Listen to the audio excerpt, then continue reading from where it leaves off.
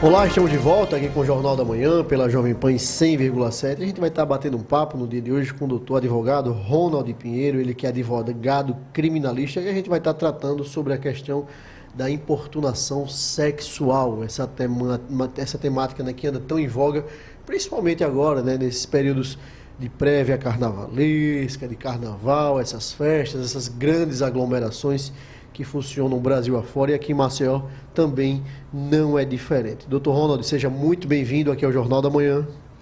Muito obrigado, bom dia a todos, uma excelente semana que a gente vai iniciando aí, sem sombra de dúvidas, um tema extremamente importante que o Jornal da Manhã traz, principalmente porque ao longo dessa semana nós já iremos começar com as chamadas prévias carnavalescas. Então, sem sombra de dúvidas, aqueles que estão nos ouvindo serão contemplados com um pouco do que será aí as questões jurídicas voltadas para esse tema.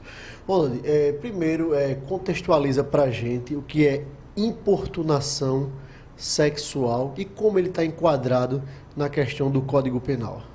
Perfeito. Quando a gente fala em importunação sexual, primeiro a gente precisa voltar um pouco no tempo para um caso que chocou muito a todos e ocorreu lá no estado de São Paulo, na própria capital. Um cidadão, ele estava no ônibus, né, e ele ejaculou no rosto de uma mulher. No mesmo dia, esse cidadão foi solto pela audiência de custódia, o que deu uma revolta da população, porque aquela atitude, ela não era considerada crime, e apenas uma chamada contravenção penal. Em miúdos, contravenção penal é aquele comportamento que não irá submeter o sujeito, por exemplo, a uma pena de prisão, mas apenas a uma chamada transação penal em um juizado especial criminal. E isso fez com que se gerasse um movimento para que houvesse uma alteração legislativa. Alteração legislativa essa que foi feita através da Lei 13.718 do ano de 2018, que tornou esse tipo de comportamento um comportamento onde o indivíduo ele realiza um ato libidinoso sem a anuência da pessoa, uma pena que vai de 1 a 5 anos. Ou seja, aquele indivíduo que pratica, por exemplo, passar a mão nas nádegas, nos seios, isso tudo anteriormente, que era considerado uma contravenção penal, passou a ser considerado um crime previsto no artigo 215-A do Código Penal. Essas alterações, elas proporcionaram efetivamente para as pessoas uma maior segurança de que a sua liberdade sexual, a sua dignidade sexual, não seria atingida por um indivíduo que eventualmente esteja ali em um convívio. E a gente sabe que é muito comum as pessoas serem transportadas em ambientes coletivos, sim, através de ônibus, né? É muito comum, por exemplo, uma mulher ir para o seu ambiente de trabalho sozinha, né? Então, tudo isso, efetivamente, ele passa a ter uma proteção efetivamente maior do Estado para com esse tipo de público. É importante até deixar claro que a vítima, via de regra, obviamente, para esse tipo de situação é a mulher. Mas é possível também um homem ser vítima desse tipo de situação. E aí, doutor Ronald, a gente vai, por exemplo, essas grandes festas, essas grandes aglomerações, e ali tem muita bebedeira, tem muita inconsciência, muita inconsequência também em alguns atos. A gente vê, por exemplo, as pessoas com roupas mais à vontade, mais tranquilas, e isso muitas vezes deixa, né, uma predileção para aquele criminoso agir. Por exemplo, um camarada age de forma criminosa, essa mulher identifica o autor dessa ação criminosa. Qual o passo consecutivo após essa ação criminosa sendo identificado esse agressor? Perfeito. Olha, hoje, o fato de um homem ou uma mulher beber, ou um homem ou uma mulher usar uma roupa, seja ela qual for, não é motivo de forma alguma ou uma autorização para qualquer sujeito realizar uma conduta que ele bem entenda. É importante deixar claro que a dignidade sexual, a liberdade sexual, ela cabe apenas e tão somente para aquela pessoa em si. Se efetivamente a mulher ou o homem resolver ir para um bloco carnavalesco vestido da forma que ele quiser, isso não há problema algum. Efetivamente, o que nós temos nesse período é a criatividade. As pessoas, elas gostam de criar, de se libertar efetivamente. E aquele sujeito que não entende isso e venha constranger, venha de alguma forma trazer um tipo de constrangimento para esse tipo de pessoa, ele sim estará sujeito às penas, inclusive poderá ser preso em flagrante. No entanto, para isso, se faz mais do que necessário entender que, para que as autoridades tomem conhecimento, elas devem ser efetivamente acionadas. E aí, como é esse tipo de acionamento? Obviamente que esse acionamento, ele perpassa por uma comunicação oficial às autoridades policiais. E o mecanismo mais acessível é o boletim de ocorrência. O primeiro passo para aquela pessoa que foi vítima de uma importunação sexual, de um estupro de vulnerável, o passo é, sem sombra de dúvidas, procurar uma delegacia mais próxima e comunicar às autoridades os fatos que efetivamente ocorreram. Doutor Ronaldo, rapidinho, Natália, rapidinho. Por exemplo, a gente tem tido uma campanha exaustiva nos últimos anos do não é não. Isso. Que é aquela coisa do não me toque se eu não quiser, não me beije se eu não quiser. Mas, por outro lado, a gente vê que isso é recorrente demais. Mas, vou dar um exemplo claro. A gente está num bloco de carnaval aqui na orla de Ponta Verde e aí simplesmente o rapaz chega, passa a mão numa menina e tem um policial militar ali. Ela pode acionar aquele policial militar para que dê voz de prisão para esse autor desse ato? Enfim, isso pode acontecer na prática? Isso é também uma forma, um mecanismo de defesa? Perfeito. O protocolo não é não, ele ganhou uma notoriedade, principalmente em virtude de um caso envolvendo um jogador conhecido internacionalmente, um jogador brasileiro, e um fato ocorrido, salvo melhor juízo, em um país, eu não me recordo exatamente, mas acredito na Espanha.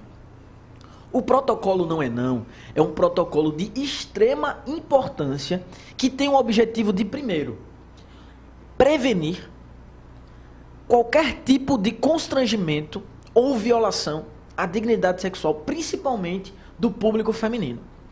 Esses ambientes, e aí a gente tem como casa de shows, bares e boates, eles irão adotar protocolos que irão buscar evitar esse tipo de situação. Mas, se efetivamente houver esse início, esse constrangimento, aquele ambiente estará preparado para acolher as vítimas nessas circunstâncias. Então, efetivamente, o que nós temos é que o protocolo não é não, ele traz para o bar, para a boate, um selo de que este local, ele é receptivo ao protocolo não é não. No Brasil, o protocolo não é não já encontra-se válido, mas, infelizmente, por talvez uma desinformação, são poucos os ambientes públicos, eu diria até mais especificadamente as boates, que têm com clareza essa dedicação a esse tipo de ambiente. Esse preparo, né? É fato que, apesar de ser muito tímido ainda, a gente já consegue ter alguns avanços, né, até na legislação com relação a esses crimes de natureza sexual, de violência contra a mulher, e isso é muito importante, né, como você bem trouxe, que não é tão antigo assim, é bem recente essa questão de ter entrado no Código Penal o crime de importunação sexual. Mas eu quero entrar justamente no ponto da dificuldade dessa denúncia, na dificuldade de se provar, de se comprovar que aquele crime de fato ocorreu, principalmente já que a gente está falando muito especificamente das festas de carnaval. Então acontece muito o quê? Está num bloco, tem muitas pessoas, tem muito movimento. Como é que essa mulher, como é que é esse protocolo?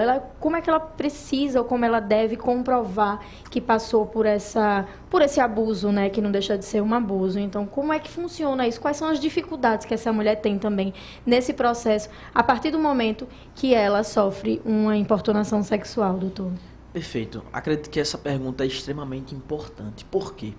Na verdade, o primeiro passo para que haja uma efetiva punição para esses indivíduos que violarem a dignidade sexual, que realizarem importunação sexual ou até mesmo o crime de estupro, o primeiro passo é, sem sombra de dúvidas, para que a vítima entenda que a partir do momento quando ela se dá conta que a punição é o melhor caminho, e aí vai de uma concepção pessoal, né? Se a vítima ela entende que é fraca, que não consegue avançar, procura uma pessoa mais próxima.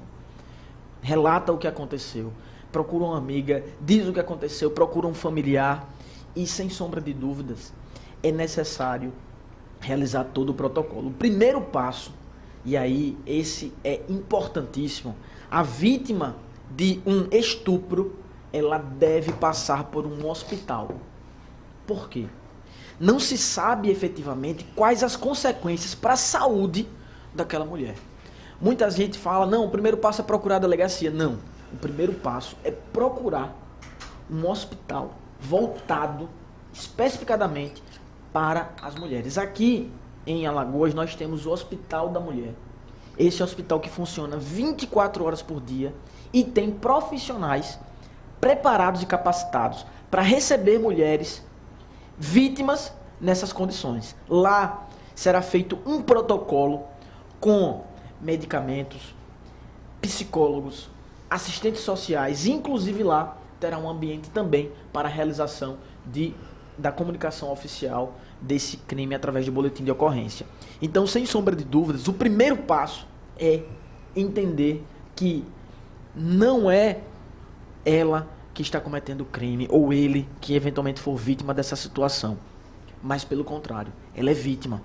E essa questão de como provar efetivamente que um crime ocorreu, hoje a legislação ela traz que quando uma pessoa é vítima de um crime contra a dignidade sexual, a palavra da vítima ela tem um poder, uma prova que efetivamente ela deve ser mais considerada. Obviamente que deve vir corroborado com outros meios de prova. E aí se tem efetivamente o exame que é feito no próprio IML, que vai atestar situações dessa natureza. Por outro lado, existe uma perícia que efetivamente pode trazer elementos de prova também, mas a palavra da vítima ela é preponderante nos crimes contra a dignidade sexual. Por quê? Eles ocorrem principalmente em um contexto onde não há outras testemunhas. É um ambiente muitas vezes fechado, em um quarto, em um ambiente onde não há outras testemunhas. Então, aquela vítima que imagina que não irá prosseguir porque não existem outras testemunhas, não precisa ter esse tipo de pensamento, porque na legislação penal, processual penal, a palavra da vítima ela é predominante. Dr. Ronald Pinheiro, quero agradecer demais a sua presença aqui no Jornal da Manhã, falar que esse tema, né, da segurança da mulher é um tema extremamente caro, extremamente importante para a nossa sociedade ter consciência, ter reflexão, saber dos seus direitos, saber como agir caso isso, infelizmente, venha ocorrer. Quero deixar um espaço, Dr. Ronald, para suas considerações finais. Muito obrigado. Inicialmente, saber efetivamente que é importantíssimo brincar. Acredito que a diversão ela faz parte da cultura brasileira, mas também faz parte da cultura brasileira o respeito. Então, toda brincadeira ela deve ser feita com moderação. Não existe justificativa para realizar crimes. Não existe o fato de beber, o fato de a vítima ter estado com algum tipo de roupa específica, isso não é justificativa para cometer crimes. Então, sem sombra de dúvidas, brinquem, se divirtam, mas tenham moderação e saibam que se eventualmente o indivíduo realizar qualquer tipo de conduta que venha violar a dignidade sexual, eu não tenho dúvida de que as autoridades estarão prontas e preparadas para que haja a devida punição. Mais uma vez, muito obrigado, Dr. Ronald Pinheiro, advogado e criminalista. E aquela coisa, né, Natália? Isso tudo passa pela educação de base, desses pequenos homens que estão aí com 2, 3, 4, 5 anos de idade, que serão os futuros foliões, serão os futuros pais de família, serão os condutores de uma nação, assim como outras mulheres. Então, isso passa pela educação. Então, você que tem filho aí, principalmente filho do sexo masculino, sempre eduque o seu filho a respeitar uma mulher, saber entrar e sair dentro de um ambiente. É importantíssimo a questão da educação. Mulher tem que ser muito bem tratada. E um vagabundo, um criminoso desse, que atua dessa forma, tem que pensar que ele tem mãe, tem vó, tem irmã, tem prima. Então, é importante a sociedade ter essa consciência que tudo passa pela a educação. Educação desses pequeninos homens, desses jovens que estão aí nas escolas com os 3, 4, 5 anos de idade. Se ele aprender desde cedo a se comportar bem e tratar bem a humanidade, sobretudo as mulheres, com certeza, consequentemente, teremos uma sociedade cada vez mais sadia, de uma melhor convivência, mais harmônica para todos nós. Natália Barros, muito obrigado pela sua presença aqui no dia de hoje. Nosso querido Claudio Stone na técnica, o Mailson Franklin sempre nas ruas de Maceió com Geraldo Salgueiro, Robson Florentino nas redes sociais. Muito obrigado a todos vocês e até terça-feira, até amanhã, se Deus quiser. Tchau, tchau, ouvinte. Até amanhã.